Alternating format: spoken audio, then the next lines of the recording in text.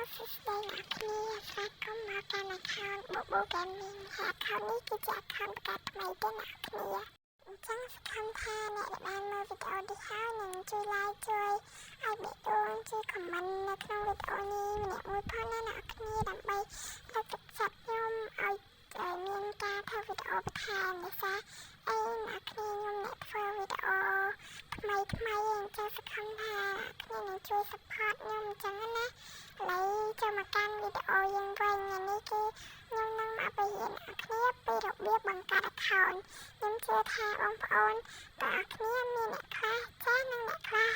អត់ចាស់ចឹងខ្ញុំសូមបង្រៀនឲ្យដោយសារវីដេអូនេះចាត់ទុកថាជាវីដេអូស្វាគមន៍មកកាន់ channel ថ្មីអូយ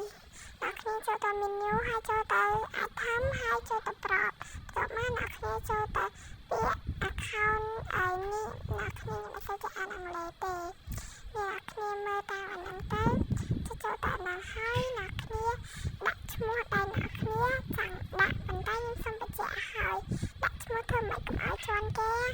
ហ្នឹងហើយអ្នកគ្នាឥឡូវដាក់ឈ្មោះទៅខ្ញុំដាក់ឈ្មោះ Pixel មានអីឈ្មោះណាមឲ្យខ្ញុំនឹងឯងអ្នកគ្នាហើយនៅពេលដែលចុចអូខេហើយនៅនេះគេនិយាយថាឈ្មោះនឹងមានអ្នកដាក់ហើយអញ្ចឹងខ្ញុំត្រូវដាក់ឈ្មោះថ្មីអ្នកគ្នាប៉ុន្តែខ្ញុំខ្ជិលដាក់អានេះខ្ញុំដាក់ឲ្យតំណាក់គ្នាមើលទៅណាអ្នកគ្នាមិនដំបងខ្ញុំដាក់ Siso Chita អ្នកគ្នាខ្ញុំគិតថាខ្ញុំនឹងដាក់ឈ្មោះ Siso Chita ដោយសារវាជានាមឲ្យខ្ញុំផ្ទាល់មកអ្នកគ្នានឹងឯងអ្នកគ្នាអូខេទៅនៅពេលដែលវាចេញមកមានបានន័យថាអ្នកគ្នាបង្កើត account បានជោគជ័យអ្នកគ្នាគឺវាលោតទឹក ID លោតទឹកអីមិនណាឲ្យអ្នកគ្នាផង